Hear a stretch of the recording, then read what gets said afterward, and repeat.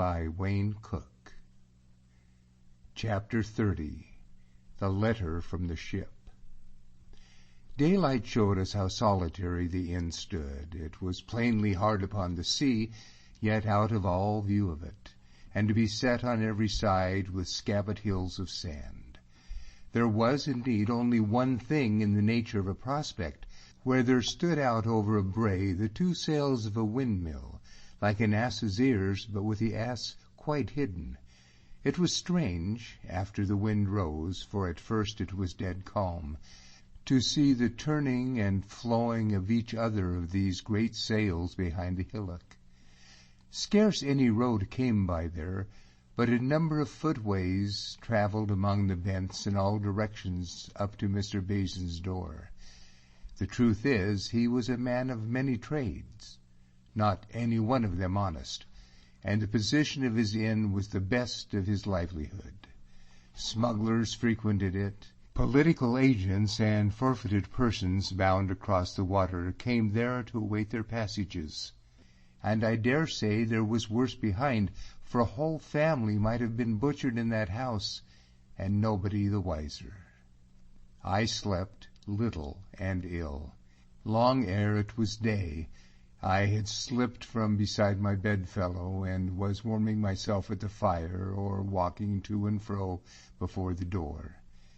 Dawn broke mighty sullen, but a little after sprang up a wind out of the west, which burst the clouds, let through the sun, and set the mill to the turning.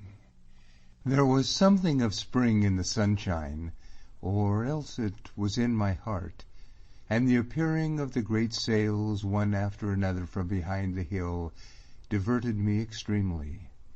At times I could hear a creak of the machinery, and by 8:30 of the day, and I thought this dreary desert place was like a paradise. For all which, as the day drew on and nobody came near, I began to be aware of an uneasiness that I could scarce explain. It seemed there was trouble afoot. The sails of the windmill, as they came up and went down over the hill, were like persons spying.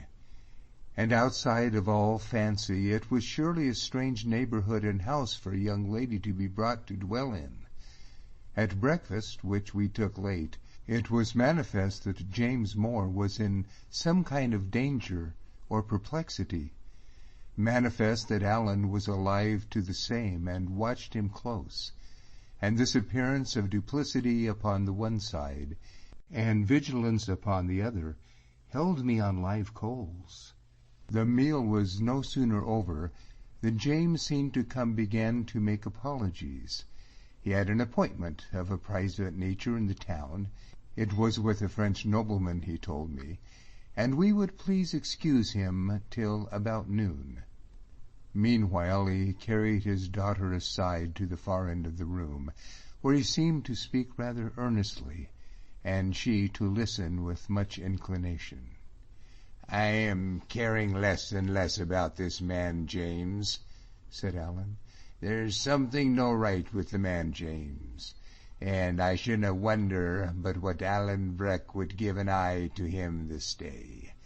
I would like fine to see yon French nobleman, Davy, and I dare say you could find an employ to yourself that would be to speer at the lassie for some news o' your affair.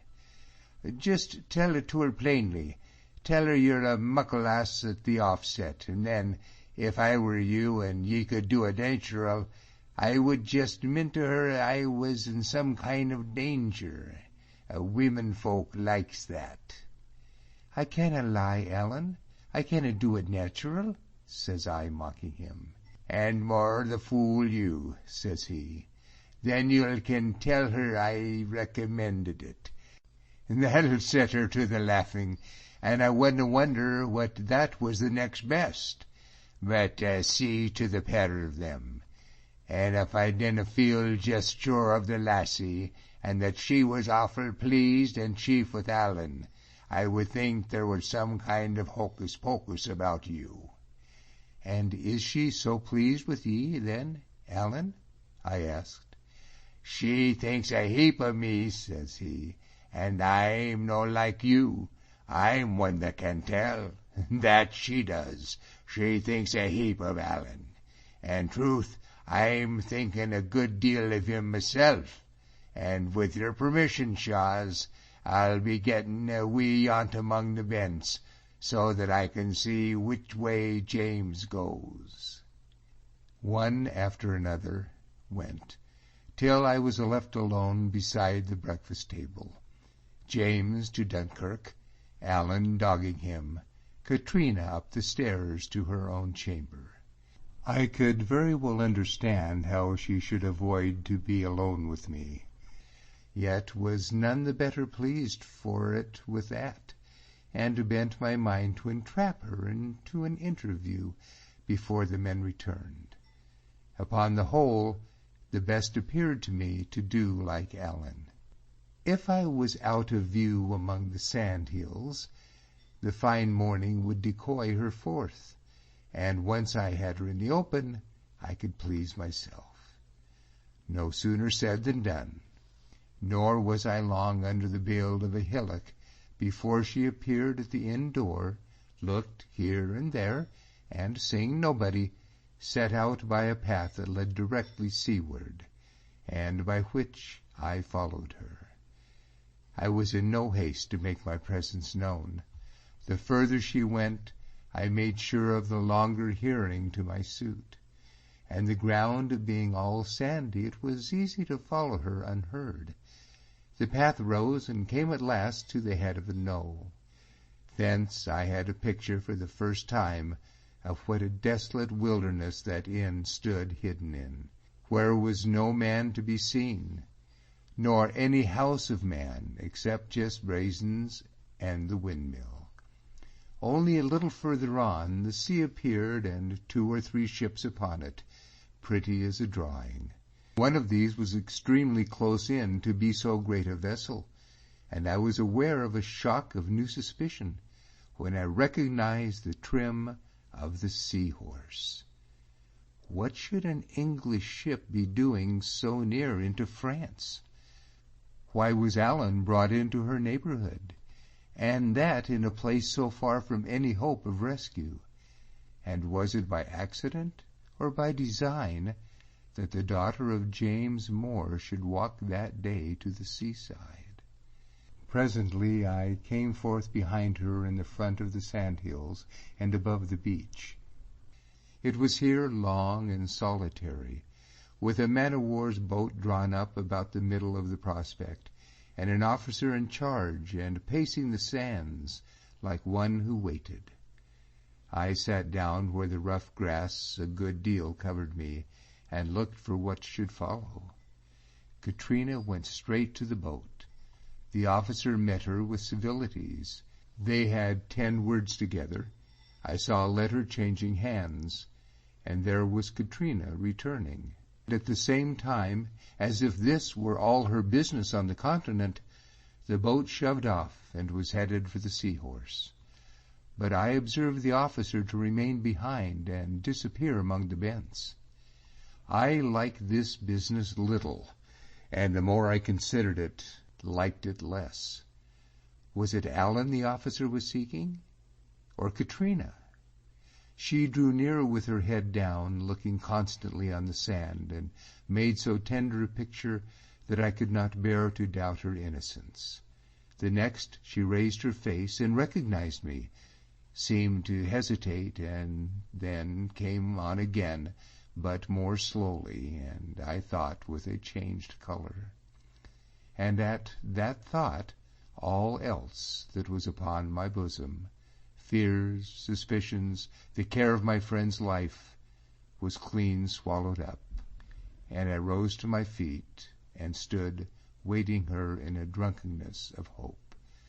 I gave her good morning as she came up, which she returned with a good deal of composure. "Will you forgive my having followed you?" said I. "I know you are always meaning kindly," she replied, and then with a little outburst, "But why will you be sending money to that man? It must not be." "I never sent it for him," said I, but for you, as you know well. And you have no right to be sending it to either one of us, she said. David, it is not right. It is not. It is all wrong, said I, and I pray God he will help this dull fellow, if it be at all possible, to make it better. Catriona, this is no kind of life for you to lead, and I ask your pardon for the word, but yon man is no fit father to take care of you. Do not be speaking of him even, was her cry, and I need speak of him no more. It is not of him I am thinking. Oh, be sure of that, says I. I think of the one thing. I have been alone now this long time in Leyden, and when I was by way of at my studies, still I was thinking of that. Next Allen came, and I went among soldier men to their big dinners, and still I had the same thought, and it was the same before, when I had her there beside me. Catriona, do you see this napkin at my throat? You cut a corner from it once, and then cast it from you. They're your colors now. I wear them in my heart. My dear, I cannot be wanting you. Oh, try to put up with me. I stepped before her so as to intercept her walking on. Try to put up with me, I was saying. Try and bear with me a little. Still she had never the word, and a fear began to rise in me like a fear of death. Catriona, I cried, gazing at her hard, is it a mistake again? Am I quite lost? She raised her face to me, breathless. Do you want me, Davy, truly? She said, and I could scarce hear her say it. I do that, said I. Oh, sure you know it. I do that. I have nothing left to give or to keep back, she said. I was all yours from the first day if you would have had a gift of me, she said. This was on the summit of a brae. The place was windy and conspicuous. We were to be seen there even from the English ship. But I kneeled down before her in the sand and embraced her knees, and burst into that storm of weeping that I thought it must have broken me. All thought was wholly beaten from my mind by the vehemency of my discomposure. I knew not where I was. I had forgot why I was happy. Only I knew she stooped, and I felt her cherish me with her face and bosom, and heard her words out of a whirl. Davy, she was saying, oh, Davy, is this what you think of me? Is it so that you were caring for poor me? Oh, Davy, Davy! With that she wept also, and our tears were commingled in a perfect gladness. It might have been 10 in the day before I came to a clear sense of what a mercy had befallen me, and sitting over against her, with her hands in mine, gazed in her face, and laughed out loud for pleasure like a child, and called her foolish and kind names.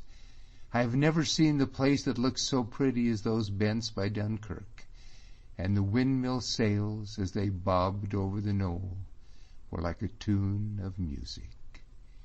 I know not how much longer we might have continued to forget all else besides ourselves, had I not chanced upon a reference to her father, which brought us to reality. My dear friend, I was calling her again and again, rejoicing to summon up the past by the sound of it, and to gaze across on her, and to be a little distant. My little friend, now you are mine altogether, mine for good, my little friend, and that man's no longer at all. There came a sudden whiteness in her face. She plucked her hands from mine. Davy, take me away from him, she cried. There's something wrong. He's not true.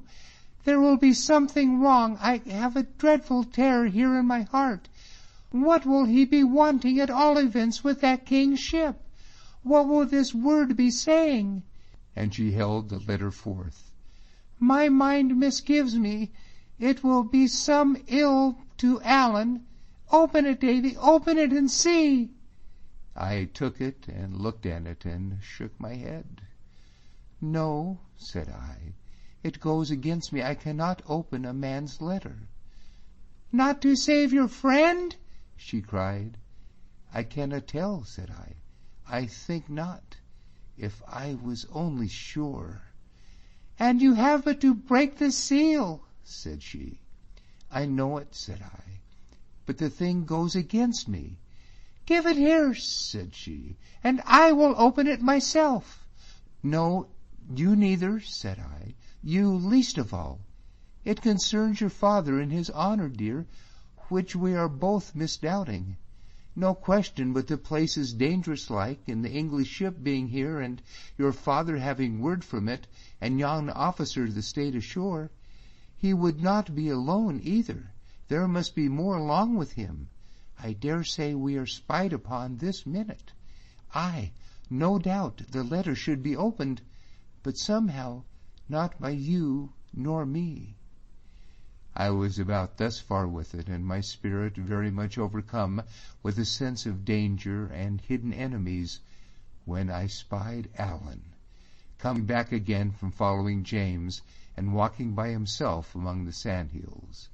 He was in his soldier's coat, of course, and mighty fine, but I could not avoid to shudder when I thought how little that jacket would avail him, if he were once caught, and flung in a skiff, and carried on board of the Seahorse, a deserter, a rebel, and now a condemned murderer. "There," said I, "there is the man that has the best right to open it, or not as he thinks fit." With which I called upon his name, and we both stood up to be a mark for him.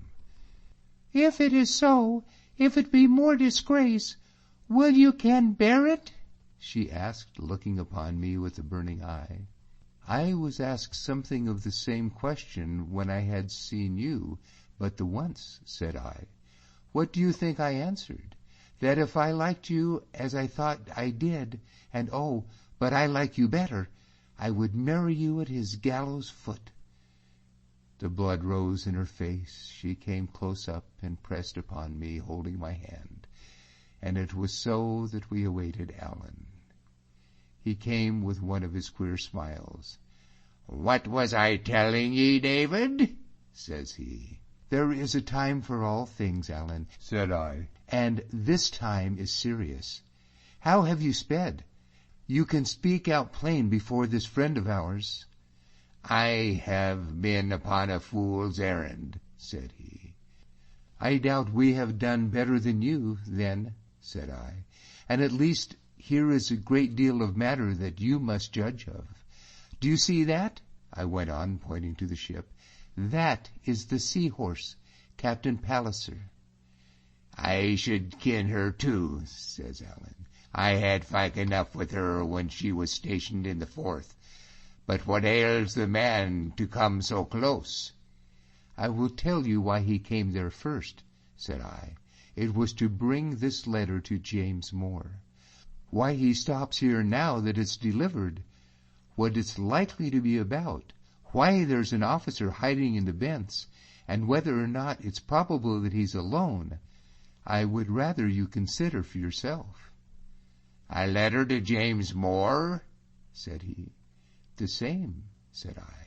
"Well, and I can tell ye more than that," said Alan. "For the last night, when you were fast asleep, I heard the man colloguing in someone in the French, and then the door of that inn to be opened and shut." "Alan," cried I, "you slept all night, and I am here to prove it." "Aye, but I would never trust Alan whether he was asleep or waking," says he. "But the business looks bad. Let's see the letter." I gave it him. "Catriona," says he.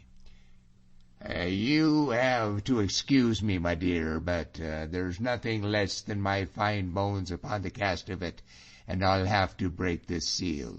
"It is my wish," said Catriona.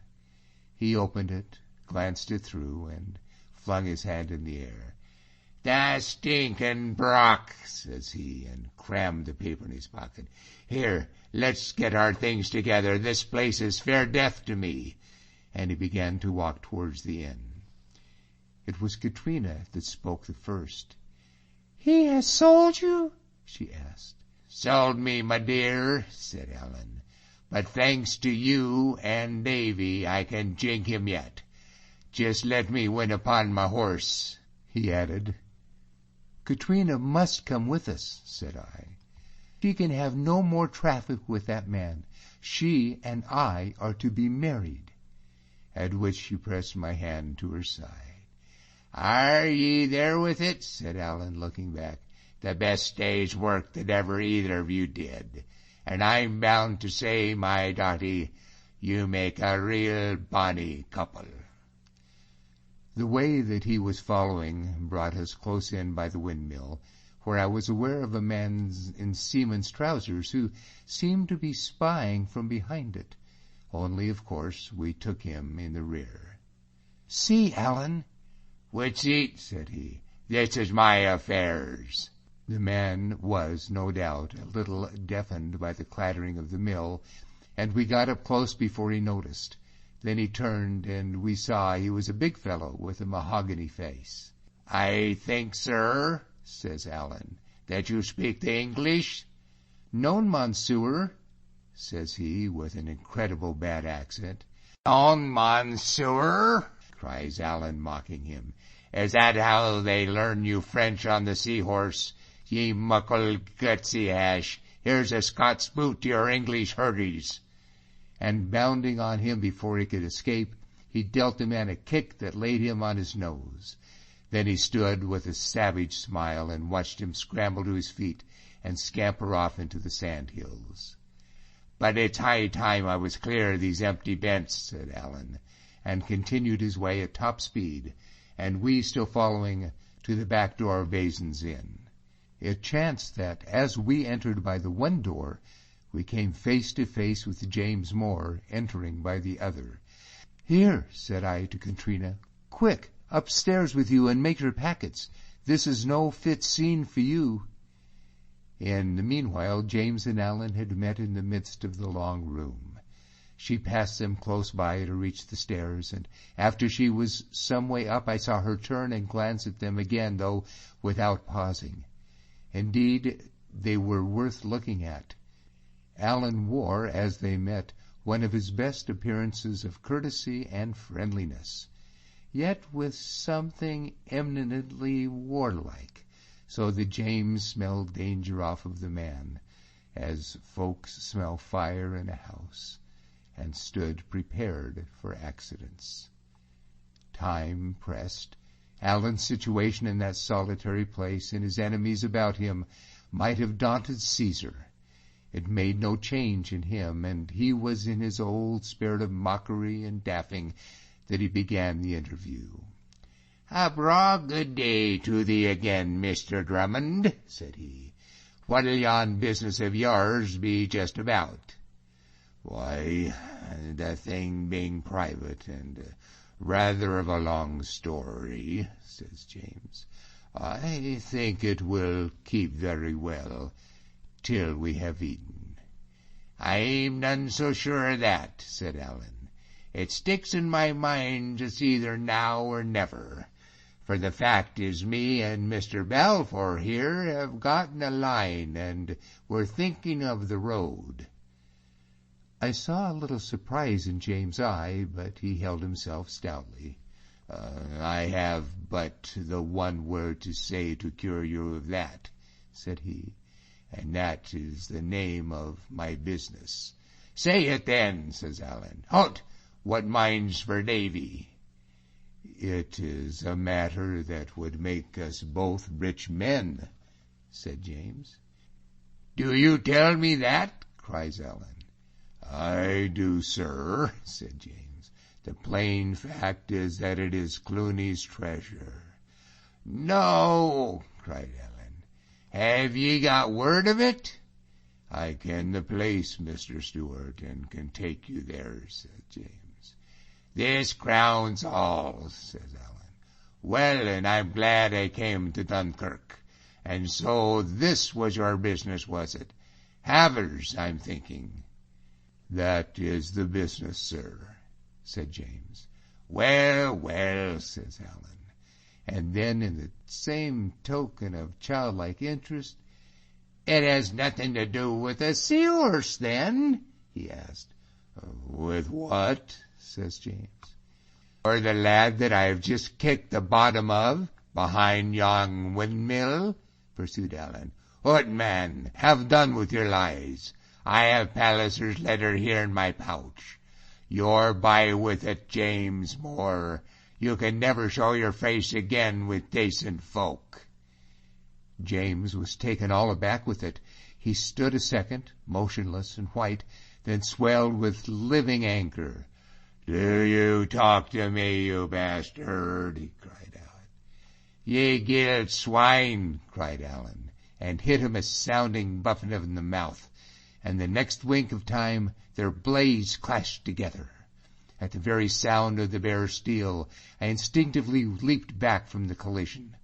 The next I saw, James parried a thrust so nearly that I thought him killed, and it lowered upon my mind that this was the girl's father, and in a manner almost my own, and I drew and ran in to sever them. "Keep back, Davy! Are ye daft? Damn ye, keep back!" roared Allen. "Your blood be on your own head, then." I beat their blades down twice. I was knocked reeling against the wall. I was back again betwixt them. They took no heed of me, thrusting at each other like two furies. I can never think how I avoided being stabbed myself, or stabbing one of those two rhodomont's, and the whole business turned about me like a piece of a dream, in the midst of which I heard a great cry from the stair, and Catriona sprang before her father. In the same moment the point of my sword encountered something yielding. It came back to me reddened. I saw the blood flow on the girl's kerchief, and stood sick. "Would you be killing him before my eyes, and me his daughter after all?" she cried. "My dear, I have done with him," said Allen, and went and sat on a table, with his arms crossed and the sword naked in his hands. A while she stood before the man, panting, with big eyes, then swung suddenly about and faced him. "Begone!" was her word. "Take your shame out of my sight. Leave me with clean folk. I am a daughter of Alpin. Shame on the sons of Alpin. Begone!"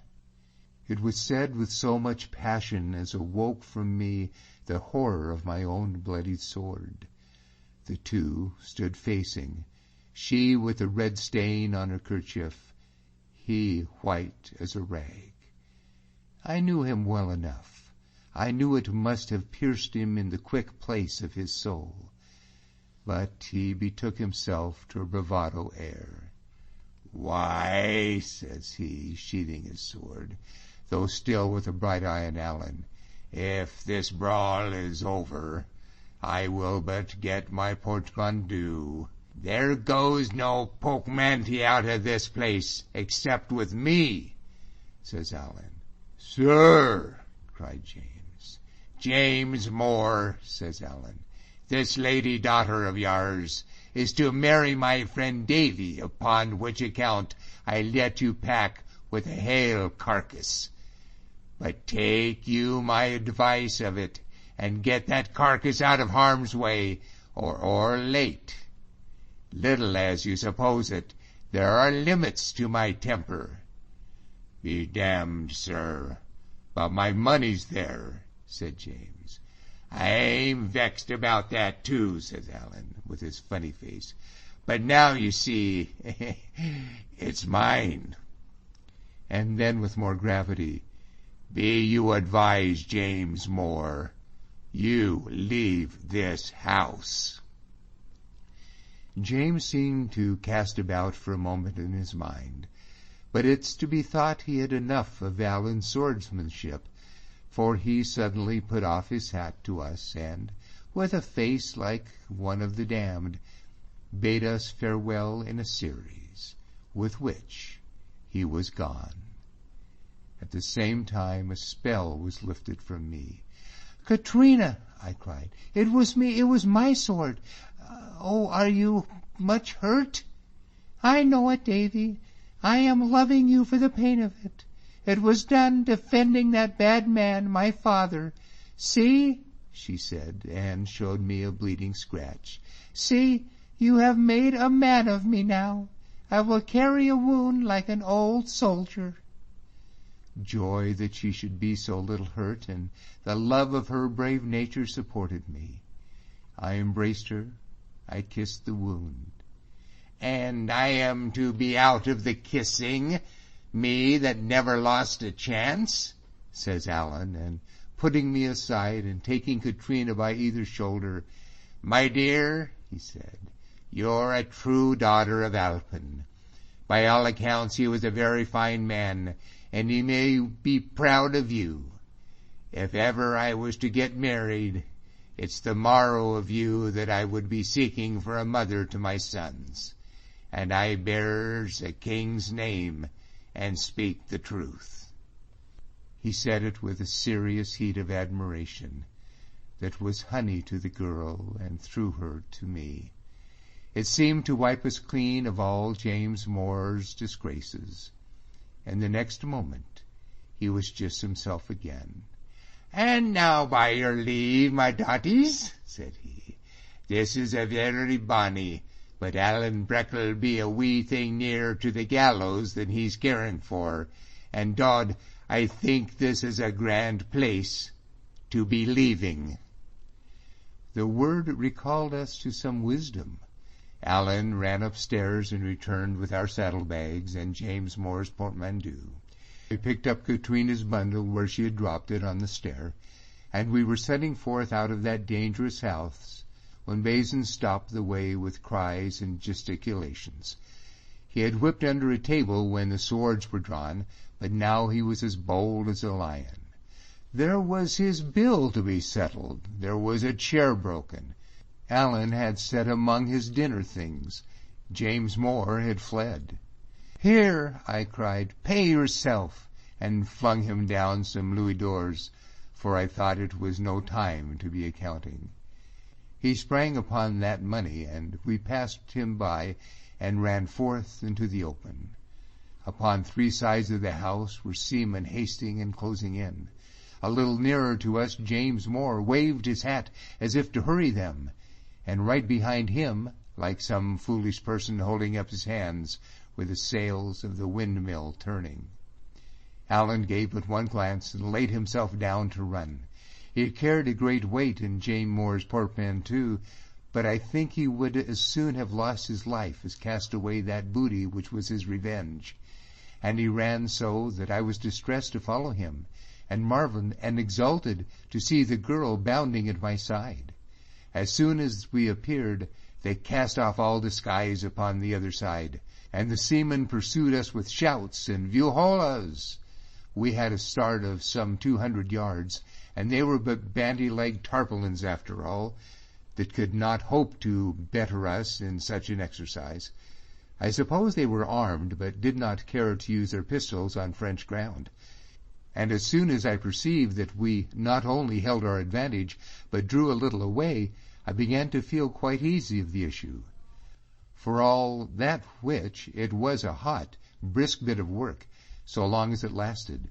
Dunkirk was still far off, and when we popped over a knoll and found a company of the garrison marching on the other side in some maneuver, I could very well understand the word that Alan had. He stopped running at once, and mopping his brow, "They're a real bonny folk, the French nation," says he. End of chapter 30.